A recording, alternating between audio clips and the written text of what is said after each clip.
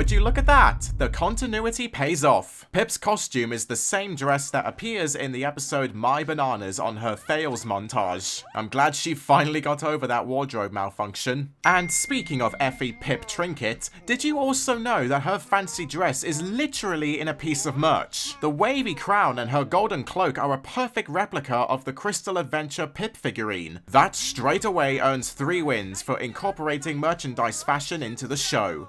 Who's ready for a Nightmare Night Frighten Show? Get it? It's a spooky fashion show. Let's just hope it won't turn into a bat walk.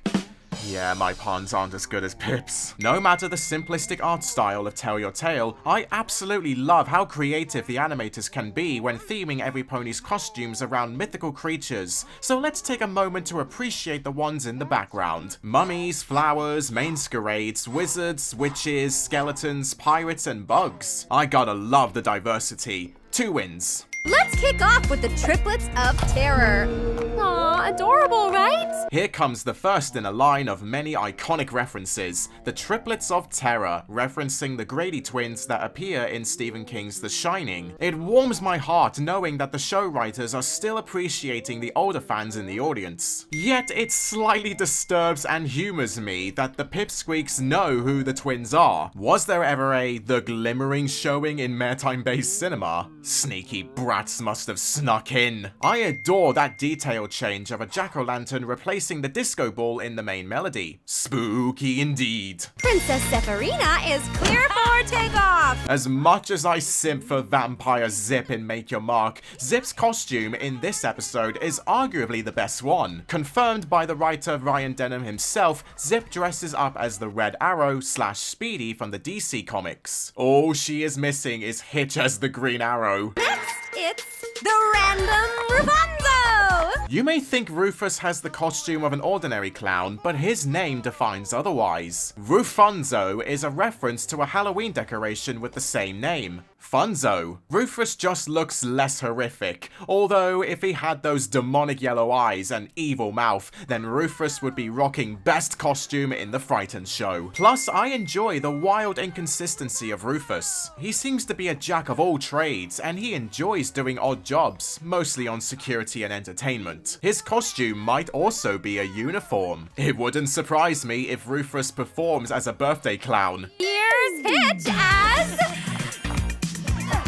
Hitch, but with a mustache. Hitch's costume has such a heavy 80s vibe and fashion appeal. I would say that he is disguised as any of the characters from the show Miami Vice. Pip simply didn't get the reference, which is why she says it's Hitch with a mustache. Clever. Trading the shine of the sun for the dark. Now this is a wonderful inclusion, seeing the Alicorn mirror. It's one of the few objects that has maintained a steady continuity across both G5 series. Knowing that 10 days after the release of Make Your Mark Chapter 2, this episode would be uploaded, so it makes sense that Sunny still carries it with her at all times. No shocker why Opaline shows up later. While we are on the subject of continuity, Nightmare Night Party unintentionally bridges the gap between Tell Your Tale and Make Your Mark by explaining why some ponies in the bay would know who Nightmare Moon is. It adds another layer of hilarity as to why some ponies thought Opaline was dressed as Nightmare Moon in Nightmare on Main Street. Trading the shine of the sun for the dark of the moon.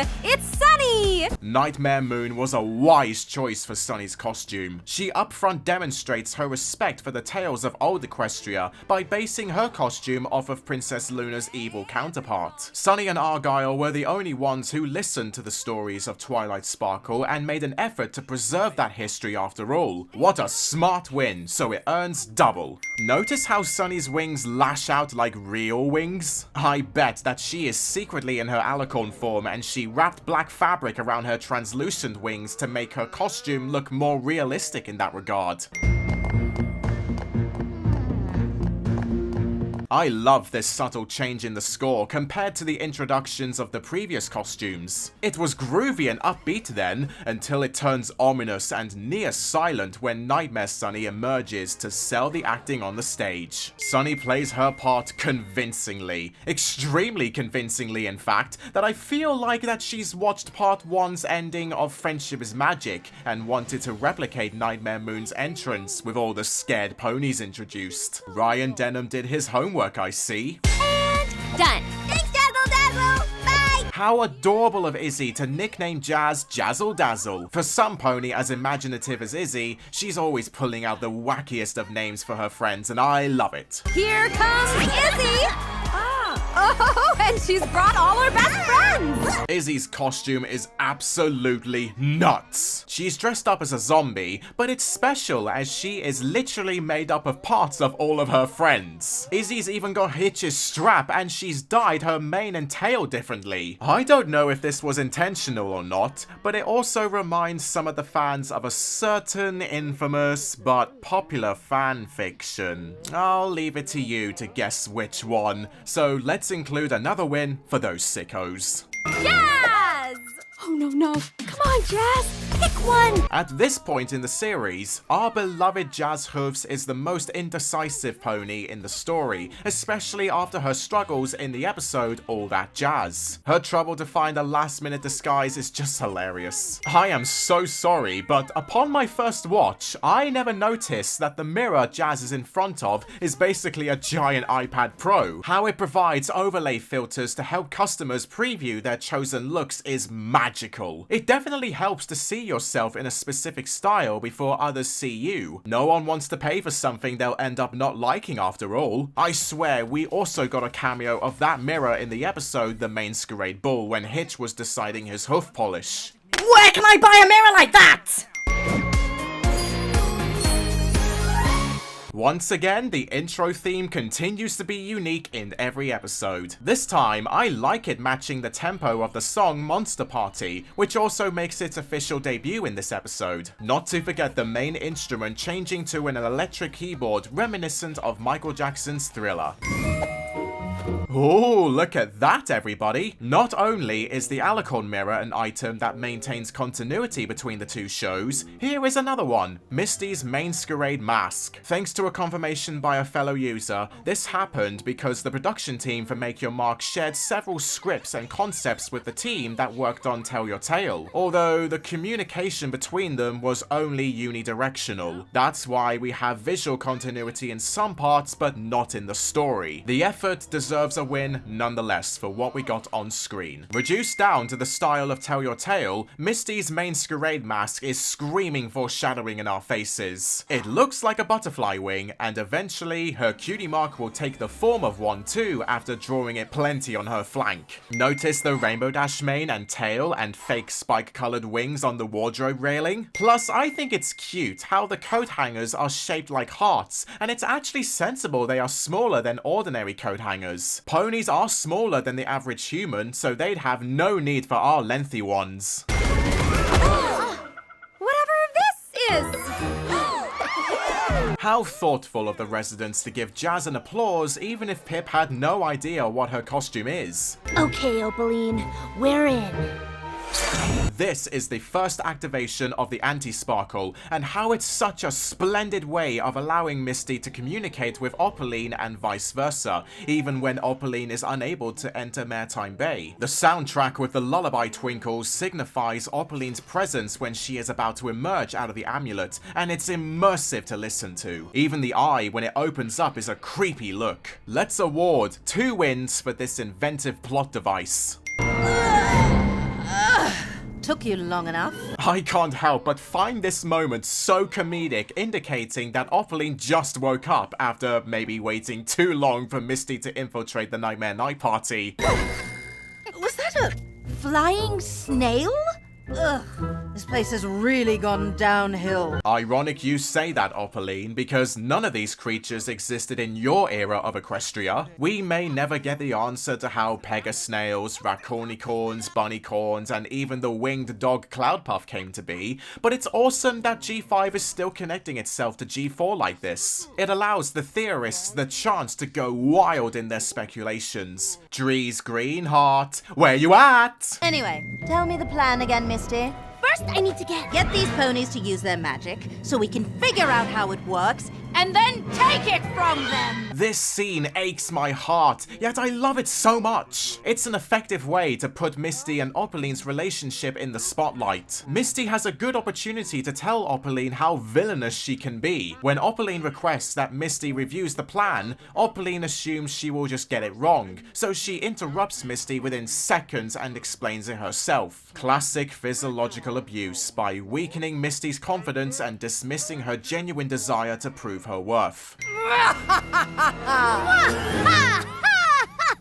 You really need to stop doing that. Besides the evil laugh joke, we can see Misty's honest admiration for Opaline here. In the beginning, she really wanted to be a dedicated apprentice to Opaline. I'd go so far to express that Misty would probably have been a better villain than Opaline if she properly went over the edge. One of the best scenes of the episode, so here's 3 wins. There's something kinda creepy happening tonight. Monster Party. What a song. One of my top favorite songs in G5. No matter how short-lived it is, it perfectly represents the equestrian spooktacular season in full force. It's very fitting for being a softer disco tune for any Halloween event. When Misty gradually causes chaos in the party, the song itself grows unhinged and ends when the mayhem reaches its breaking point. The song even plays as an instrumental in the episode Nightmare on Main Street when Pip tries to scare Misty. Monster Party truly is underrated, and I highly recommend it. And they say the place is haunted, but the dancing's a delight. If you think I am just awarding a win for this montage scene as a whole, think twice. Let's dissect it down, because plenty of witty stuff happens. Like how Rufus continues to bob for the same apple and not any of the others in the tub, even when they're readily available and not gonna float away. His facial expressions as well are golden, so they're worth a win on their own. Notice that pony, which has a Super Nintendo Entertainment System controller for a cutie mark. They must love playing Pac-Man in their spare time, hinted by their cloak. Misty is the perfect agent of mischievous evil in this scene, and it's delightful to watch her in her element under Opaline's influence. She looks so innocent and giddily at how she can get away with all of her wicked deeds. Her acts of sabotage here might be seen by another pony as just getting into the holiday spirit. Nightmare Night is all about the tricks and the treats after all, and she riotously enjoys it. Is it just me who so desperately wants to take a glass of that Monster Punch from the fountain? I mean, candy corn and lime juice sounds sweet and refreshing. Best frame of the episode. That's the win. Green Ghost Cake? My favorite! It's a little addition, but I like the other games shown around the main melody. Face cutouts for splatterings and spooky tower topplings. I would have a field day in Maritime Bay for Halloween. I am just being normal. Woo-hoo! That normal dance Misty does is one of the funniest things in the episode, trying not to call attention by dancing around being normal. What a massive contrast to how she realistically doesn't understand how to vibe during a party. I love this song! So, a part of her is actually enjoying this party? Good for you, Misty. That pony sparkle is all mixed up. Yeah, something's very suspicious about her. Zip might be more openly accepting of Misty as a friend at this point, but she shows that she hasn't completely brushed her previous suspicions in Chapter 2 under the rug. The signs of a proper detective.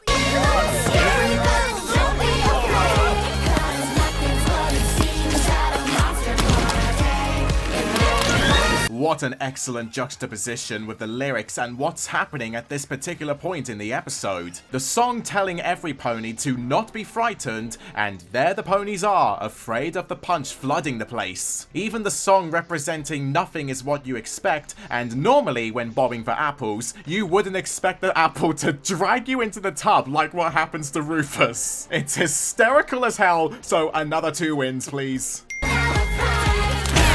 Smiley-faced plug sockets. No one loves ruining a party as much as I do, Misty. But you love throwing yourself a party whenever Misty isn't home. How beautifully hypocritical can you be, Faolan?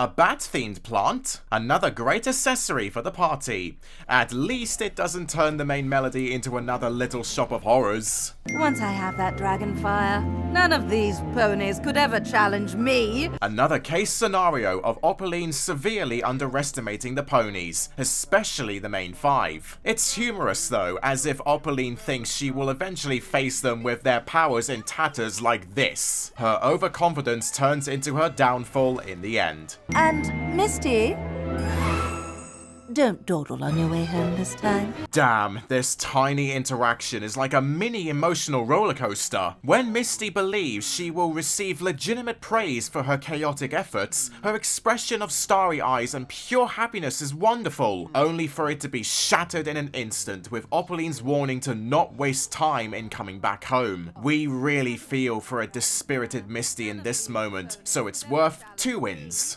All right, now, Izzy. Teamwork. Party, we will rock all night. This ending leaves the door open for more shipping possibilities. Starblazer over here grooving it out together, which they commonly have an interest in with each other. Not to forget Moon Dawn dancing together as well, after Izzy made sure to include Misty and ensuring she has some actual fun at the party. It might appear unfair for Misty to receive a happy ending after the trouble she's caused, however in retrospect, she discovers that there is no satisfaction in following Faolan's command consecutively. So Izzy's act of kindness by handing Misty a better party experience than ruining everything will slowly tip the scales on Misty's moral conundrum. A lovely slice of foreshadowing, so to finish it up, let's award that 3 wins. Woohoo!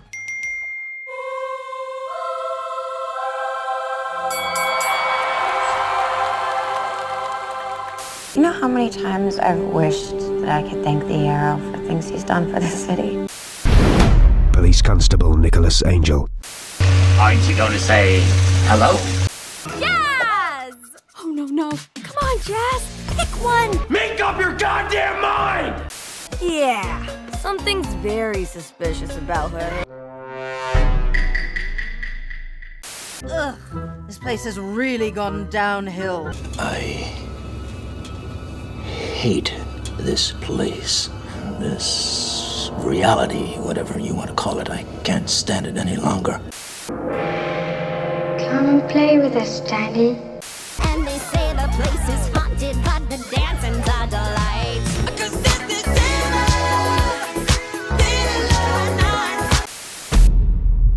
And just before this video ends, I want to give a huge thank you to all my patrons on my Patreon. My Silver Fluffbutt patrons, Sabrina Wade and Alex Smith, and all my Gold Fluffbutt patrons, Jack Leichter, Drew Luczynski, Clear Heart Apple, Owen Wildish, Jonathan Chapper, Darthsiler22, and KikiBat VA. All of your love and support is greatly appreciated.